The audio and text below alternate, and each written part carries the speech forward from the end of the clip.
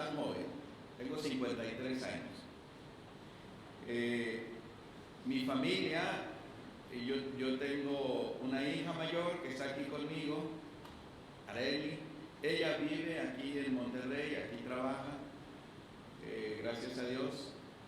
Ella es licenciada en enfermería. Estamos también a punto de titular una licenciada en educación, en la enseñanza del idioma inglés. Es mi segunda hija. Tengo dos hijas más en Kingsley, Texas, estudiando en high school. Ángela Elizabeth, que está para graduar ahora en mayo, va a terminar su high school, y Sandy Carol, que está para ingresar a su último año. Y en Tapachula está mi esposa, Karina, y tenemos dos hijos más, Sara Esther, que tiene 6 años, 7 años, gracias, ella sabe más de mi familia que yo, y ha vivido menos años. Y Juan Pablo, que va a cumplir 4 años en junio. Entonces, esa es mi familia. Hoy día estamos sirviendo al Señor en la iglesia presbiteriana Jesucristo del Salvador de Tapachula, Chiapas. Ahí estamos, hemos estado trabajando por 6 años ahí con los hermanos, gracias a Dios. Es una iglesia grande, es una iglesia grande. Ustedes saben que las iglesias por el sur de la República son más o menos grandes, ¿verdad? Quizás reunimos 350 hermanos en el culto matutino, ¿verdad? Cada domingo. Entonces, ahí estamos trabajando. Me siento muy contento de estar aquí, hermanos, disfrutando un calor diferente al nuestro allá en Tapachula, ¿verdad? Allá no tenemos invierno, todo el año es verano. El invierno es de 20 grados, 21 grados. Cuando tenemos 21 grados, los hermanos llegan con chamarra, tienen frío. Siempre estamos 34, 36, 38, 40 grados, sudando mucho. Y aquí estamos hoy. Me da mucho gusto, hermanos, saludar a mi hermano René, a mi hermana Gloria, y a Ricardo y a Gabriel. Ellos fueron mis ovejas hace años en Coatzacoalcos. Fui su pastor en la iglesia del Mesías de Coatzacoalcos.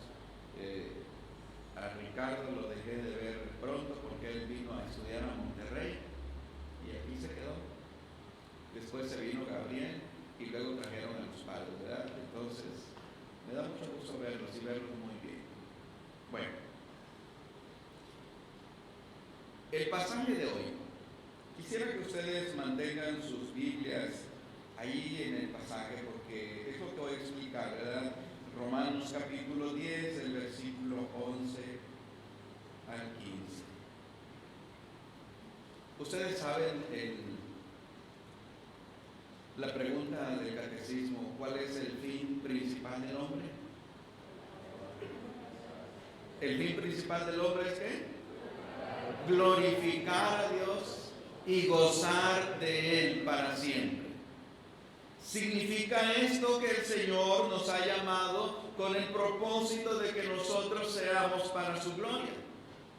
Cuando el apóstol Pablo escribe su carta a los Efesios en el capítulo 1, dice que bendito sea el Dios y Padre, verso 3, bendito sea el Dios y Padre de nuestro Señor Jesucristo, que nos bendijo con toda bendición espiritual en los lugares celestiales en Cristo, según nos escogió en Él antes de la fundación del mundo, para que fuésemos santos y sin mancha delante de Él, en amor, habiéndonos predestinado para ser adoptados hijos suyos, según el puro afecto de su voluntad, para alabanza de la gloria de su gracia. Este es el punto.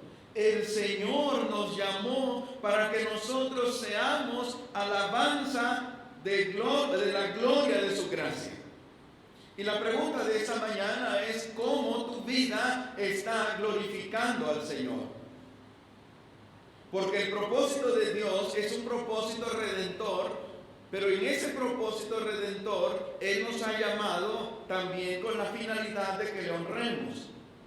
Y la manera muy importante y peculiar de honrar al Señor es dando testimonio del Evangelio, anunciando el Evangelio, porque en el corazón de Dios está un gran amor, una gran pasión por aquellos que hoy día viven sin Él. Sin embargo, he mencionado en el pasaje de Efesios que a los que Él va a salvar, los escogió, ¿cuándo? Antes de la fundación del mundo. Antes de la fundación del mundo, Él ya nos escogió. Pero no sé cuántos habitantes tenemos en la metrópoli. ¿6 millones? ¿6 y medio? ¿7 millones? Digo, yo llegué el jueves, no he terminado de contarlos. Pero 5 o 6 millones, ¿verdad? Entonces, ¿cuántos dentro de esos 5 o 6 millones el Señor tiene escogidos para su gloria? Tenemos que hacernos esa pregunta porque el propósito de Dios es la salvación. El apóstol Pablo ha comenzado el capítulo 10, en el primer versículo, diciendo: y mi oración a Dios por Israel es para salvación. Pero el apóstol Pablo en el capítulo 1, en el verso 16, ha dicho: porque no me avergüenzo del Evangelio, porque es poder de Dios para salvación de todo aquel que cree, al judío primeramente y también al griego. Quiere decir que en la mente y en el corazón de Dios está la salvación de aquellos que Él ha escogido para su gloria. Y aunque el pueblo de Israel en su momento no entendió el carácter universal de la salvación, sin embargo, Dios ha permanecido fiel a su promesa y a su propósito eterno. Cuando Dios llama a Abraham, le dice a Abraham, capítulo 12 de Génesis: sal de tu tierra y de tu parentela y ve al lugar que yo te mostraré. Pero ahí le da una promesa muy importante: en ti serán benditas todas las familias de la tierra. Y cuando nosotros leemos ya el Evangelio y las palabras de Jesús, el Señor dice, y Juan registra esto: porque de tal manera amó Dios al mundo, que ha dado a su Hijo unigénito, para que todo aquel que cree no se pierda, mas tenga vida eterna. ¿Se da cuenta del propósito de Dios? El propósito de Dios entonces es un propósito redentor. En el corazón de Dios arde pasión por aquellos que deben ser redimidos, y tanto ama Dios su propósito que envió a su Hijo único. Yo no sé de los que estamos aquí cuántos tienen un solo hijo. Permítame conocerlos. ¿Habrá alguien que tiene un solo hijo? Tenemos 2 con un solo hijo. Si ustedes siguieron mi presentación, yo tengo 6, ¿verdad? Y siempre digo apenas. Bien, pero los que tenemos más de un hijo, ¿cuántos de ustedes entregarían a uno de sus hijos a la muerte?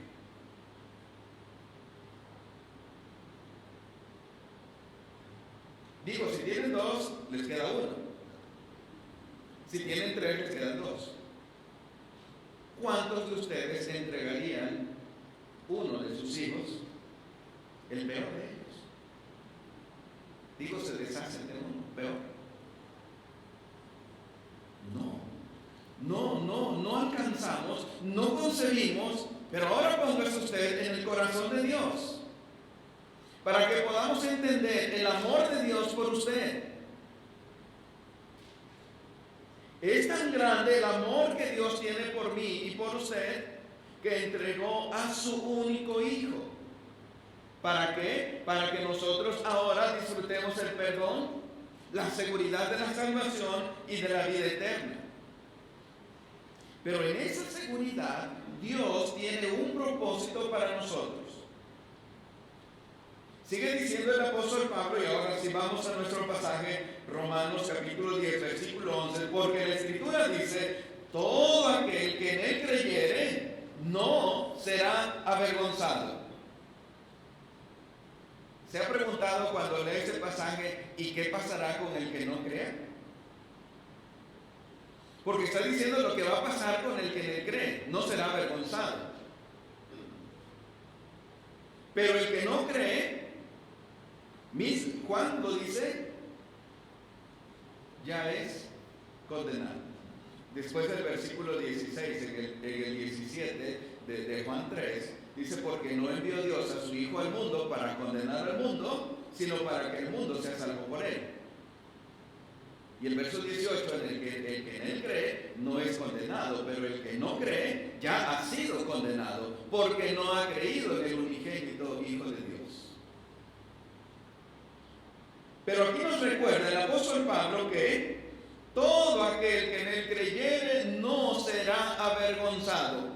Y si no será avergonzado, entonces el hombre que creyere en el Señor será honrado, será glorificado. Usted y yo esperamos ese tiempo de nuestra glorificación. En el capítulo 8, el apóstol Pablo ha dicho esto, porque a los que antes conoció, a estos también predestinó, y a los que predestinó, a estos también glorificó. ¿Sí? O justificó y después dice glorificó. Quiere decir que nosotros ahora entonces disfrutamos de esa glorificación. No es plena, esto es cierto, pero llegará el momento en que seremos como Él. Esto dice la palabra. ¿Cuántos dicen amén? Esto dice la palabra. Y a eso el Señor nos ha llamado. A que finalmente no seamos avergonzados, sino glorificados por Él. Porque no hay diferencia entre judío y griego. Pues el mismo que es Señor de todos es rico para con todos los que le invocan. El apóstol Pablo está un tanto discutiendo en esa carta a los romanos la problemática que hay entre los judíos y los gentiles. La iglesia de Roma es una iglesia mixta. Hay judíos y hay gentiles, y entre ellos no hay mucho acuerdo en cuanto al ser hijos de Dios. Los gentiles parece ser que eran más. Había más miembros que eran gentiles que judíos. Y entonces ellos querían sentirse con mayor autoridad o con más privilegio o más importantes. Y Pablo por eso escribe esa carta. Y de los capítulos 9, 10 y 11, él va a abordar mucho este tema. Y le está diciendo a ellos, no, desde el capítulo 3 dice, no, por cuanto todos pecaron, están destituidos de la gloria de Dios. No hay alguien que sea especial, todos son iguales. El Señor tiene amor por nosotros, pero también tiene amor por los otros, por los que están a nuestro alrededor, que todavía no han creído. Tal vez algunos de los que están a nuestro alrededor ya han escuchado porque nosotros les hemos hablado, pero no han creído. Sin embargo, Dios los sigue amando. De tal manera que el apóstol Pablo le dice, no hay diferencia entre judío y griego. No hay diferencia. Porque así como todos pecaron y están destituidos de la gloria de Dios, Dios muestra su amor para con nosotros en que siendo aún pecadores, Cristo murió por nosotros. Y así como Cristo murió por nosotros, Cristo murió por tu amigo, por tu vecino, por tu compañero de trabajo, por tu compañero de deporte, por tu compañero en la escuela, por tu familiar, por tu papá, tu mamá, tu hermano, tu hijo, tu primo, tu sobrino, tu cuñado, no sé, tenemos tanta familia que no conoce de Cristo.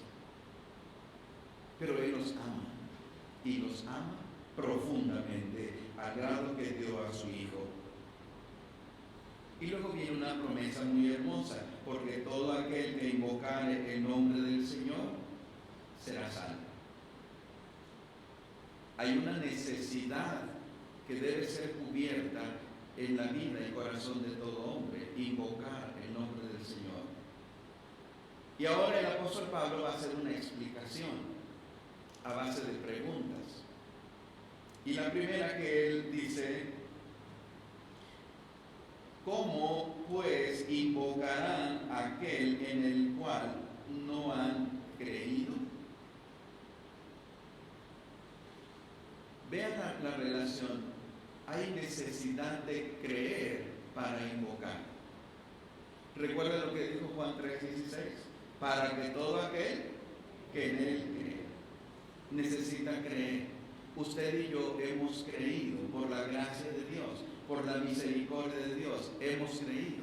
Él, con su palabra, con su evangelio, con el Espíritu Santo, abrió nuestro entendimiento, pudimos comprender que somos pecadores y también nos dio la gracia de reconocer que en Cristo tenemos el perdón de los pecados y nos trajo a los pies de Cristo. Y fue entonces que nosotros creímos. Pero por favor, haga un poquito de historia sobre su vida. ¿Cómo es que usted llegó a creer en el Señor? Porque aunque los cristianos tenemos un dicho, solo es un dicho, ¿verdad? Yo nací en cuna cristiana. Para ese dicho yo tengo otro dicho, ¿verdad? No sé quién evangelizó la cuna, pero nací en una cuna cristiana. Pero el hecho de que haya nacido en un hogar cristiano, ¿eso significa que ya soy cristiano? De ninguna manera. De ninguna manera. Algunos tenemos que pasar muchos años para tener nuestro encuentro personal con Cristo. Pero finalmente, Él en su gracia nos atrae y nos adopta como sus hijos. Pero pudiera haber otros que nacieron en una cuna inconversa. La cuna de algunos de ustedes fue inconversa. Y en algún momento de su vida, adolescencia, juventud, edad adulta, en algún momento de su vida, alguien les habló del Evangelio. Y aunque resistieron, cada uno en su propia experiencia, finalmente el Señor siempre es victorioso. Y nos recibió como sus hijos. El apóstol Pablo dice que siendo aún pecadores, Cristo murió por nosotros. Y entonces pudimos llegar a los pies de Cristo y ahora clamamos e invocamos el nombre del Señor con toda confianza, porque hay una relación familiar entre Dios y nosotros a causa de la palabra y del Espíritu Santo. Pero nadie puede acercarse a Dios si no cree en Él, si no lo reconoce como el Señor de su vida, si no le reconoce como el Redentor.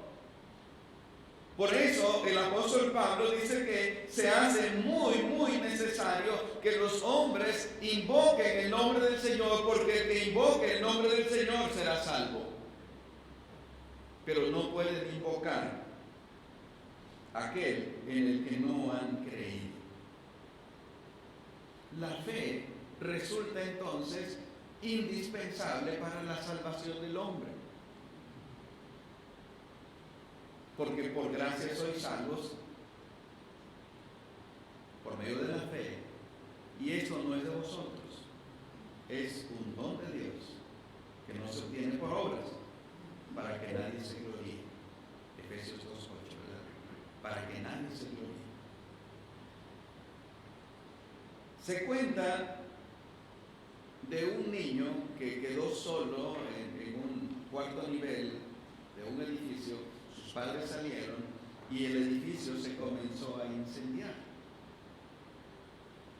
Y era imposible acceder al lugar donde estaba el niño, que se asomaba por una ventana. Y llegaron los bomberos y pusieron una malla enorme y le dijeron al niño: salta, salta, vas a caer sobre la malla, no va a pasar nada, salta. Y el niño no saltó. Llegan los padres y dicen: ¿qué está pasando? ¿Está incendiándose el edificio? Él es mi hijo. Hijo, salta. Y el hijo saltó. Y saltó a los brazos. Esos brazos no eran seguros. ¿No les parece? ¿No les parece que era más segura la malla? Pero ese niño jamás había saltado una malla. Y muchas veces había estado en los brazos de su padre. ¿Qué fue? La confianza. Y la confianza entonces se produce en una relación constante. A medida que usted y yo nos relacionamos con Dios a través de la palabra y a través de la oración, vamos teniendo confianza y sumamos confianza a tal grado que llegamos a entregarle nuestra vida sin ningún temor. Es tan grande nuestra confianza que estamos de acuerdo con el apóstol Pablo que si vivimos, para Él vivimos, y si morimos, para Él morimos, sea entonces que vivamos o que muramos, somos del Señor. Esa confianza se ha producido porque alguien en alguna ocasión nos puso en contacto con Dios, con la palabra, con el Evangelio. Necesitan creer. Dice: pero ¿cómo creerán en aquel de quien no han oído? Nadie puede creer en algo o en alguien de lo que no ha escuchado. Y es ahí entonces donde la iglesia pone todos sus parlantes. Aquí tenemos como 80 parlantes ahora en la ciudad, para que la ciudad escuche el mensaje del Señor. Es la única forma en cómo los hombres pueden venir a los pies de Cristo, si escuchan la palabra del Señor. Y esa palabra del Señor ha sido entregada para cada uno de nosotros, pero no solo para nuestra edificación. Toda potestad me es dada en el cielo y en la tierra. Por tanto, id y hacer discípulos a todas las naciones, bautizándoles y enseñándoles que guarden todas las cosas que yo os he mandado, y yo estoy con ustedes todos los días hasta el fin del mundo. Quiere decir entonces que la iglesia tenemos una tarea, y nuestra tarea es que las personas escuchen, que escuchen la palabra, que escuchen el Evangelio, que escuchen las buenas nuevas de salvación. Y por eso el apóstol Pablo hace otra pregunta, y dice: ¿y cómo oirán sin haber quien les predique? Nuestros amigos y familiares y demás que nos rodean no escucharán de nosotros el Evangelio a menos que les prediquemos, a menos que abramos nuestra boca y anunciemos las buenas nuevas. Solamente entonces ellos podrán escuchar, y si escuchan podrán creer, y si creen podrán invocar, y si invocan serán salvos.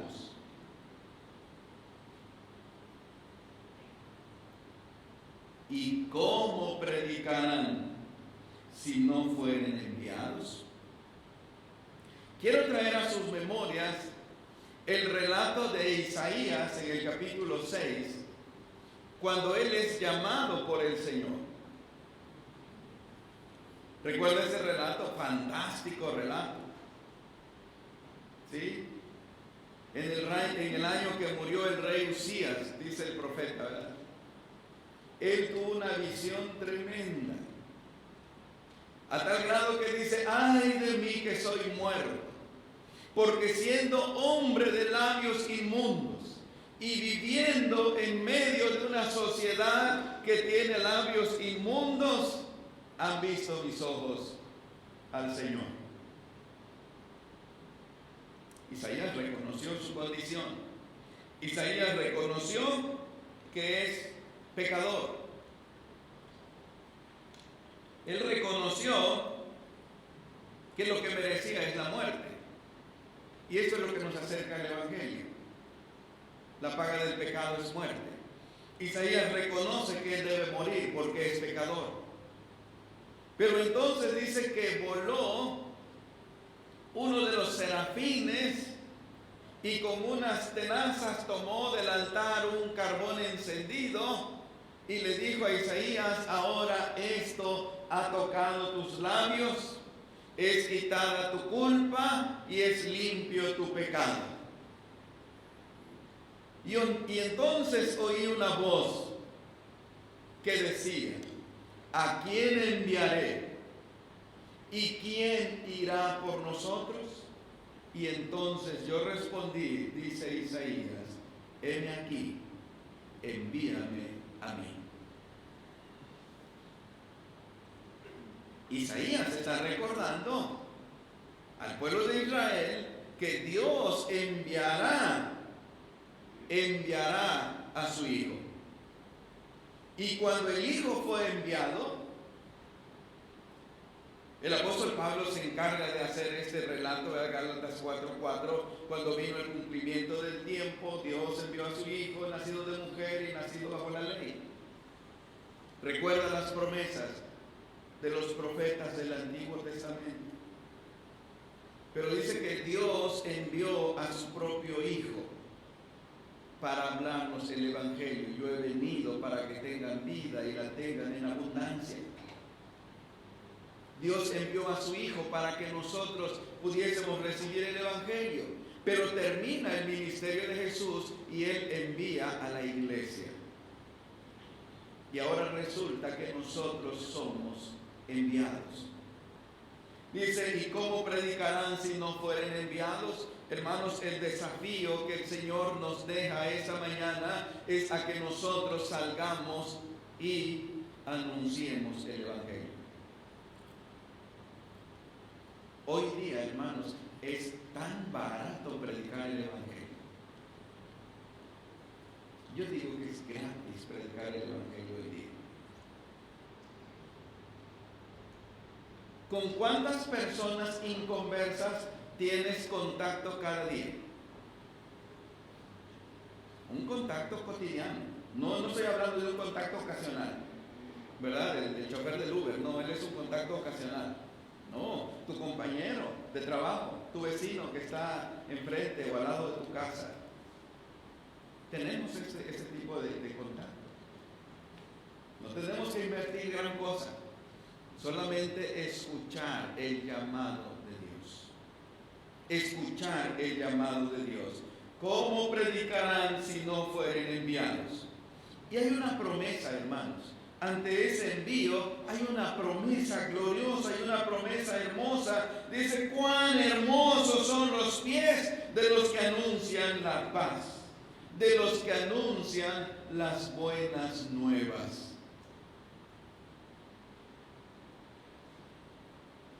Yo sé que algunos de nosotros nunca usamos guaraches ni salimos con chanclas porque, ay, mis pies son muy feos, mis dedos son muy chuecos. ¿Quiere embellecer sus pies?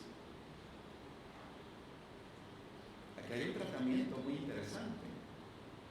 ¿Quiere usted tener pies hermosos?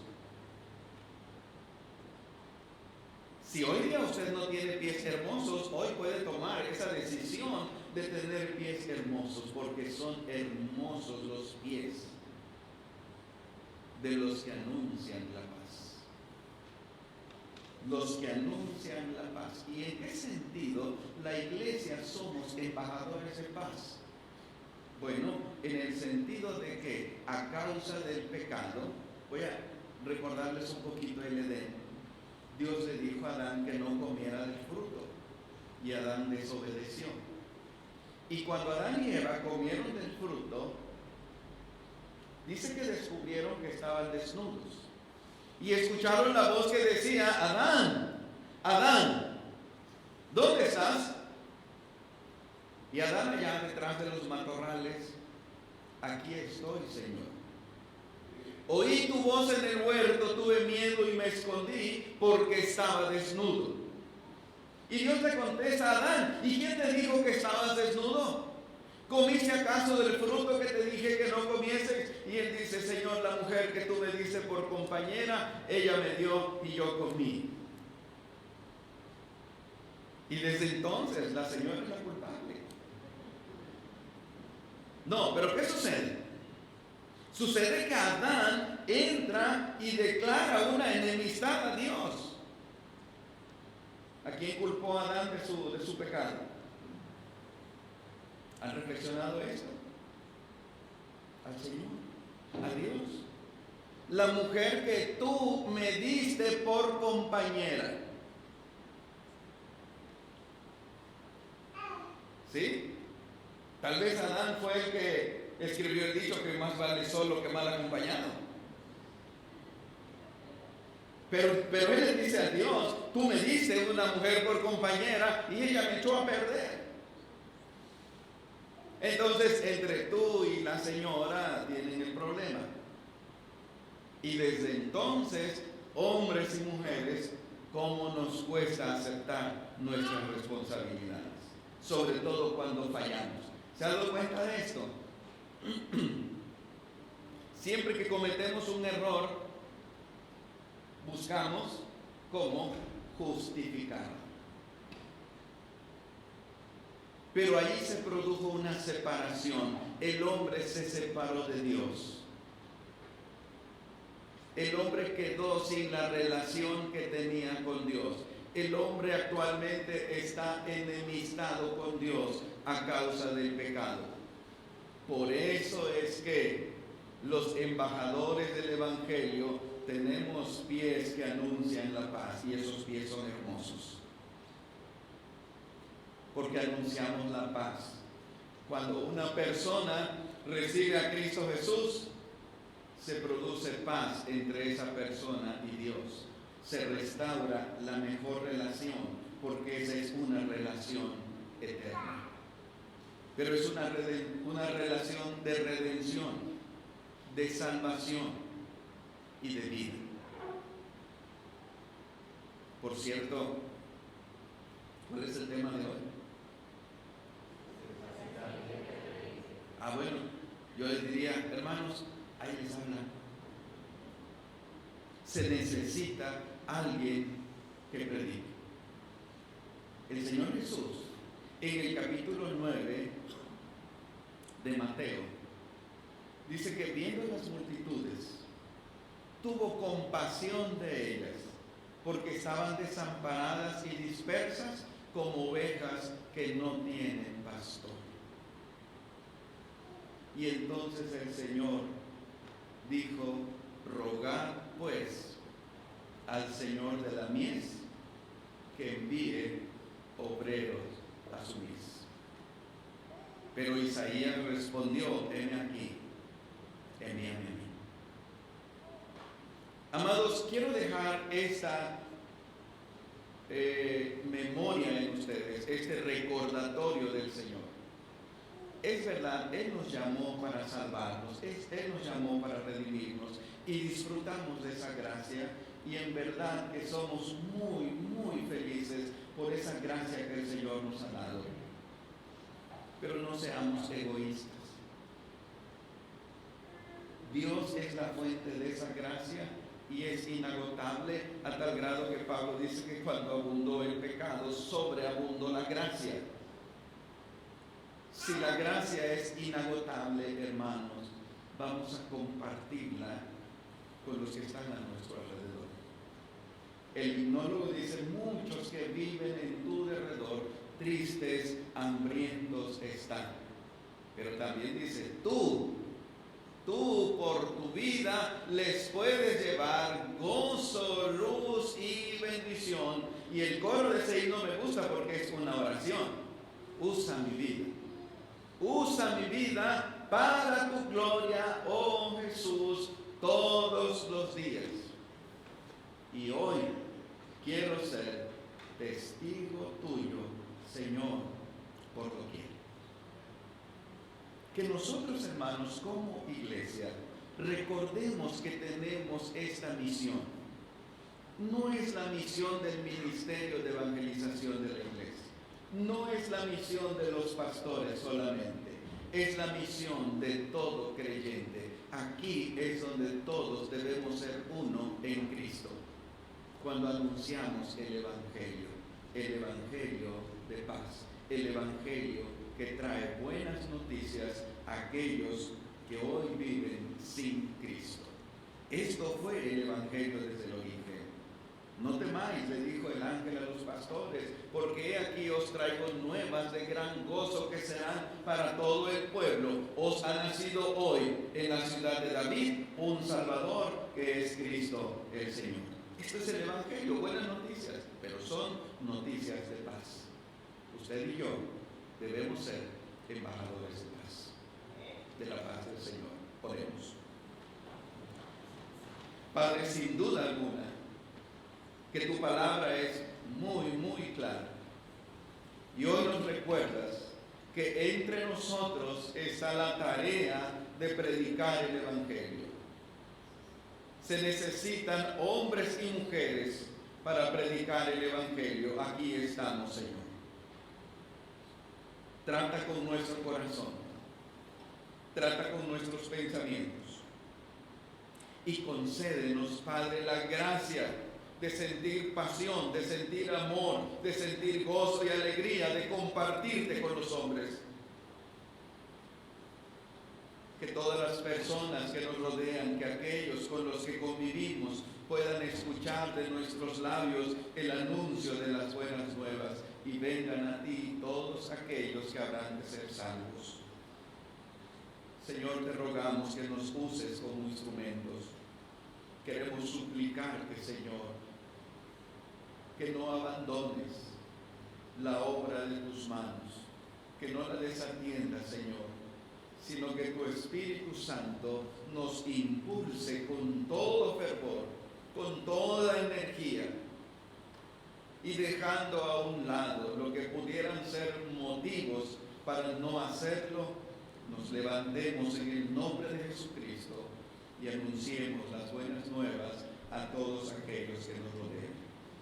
A ti, Señor, la gloria en Cristo Jesús. Amén. Que el Señor nos bendiga.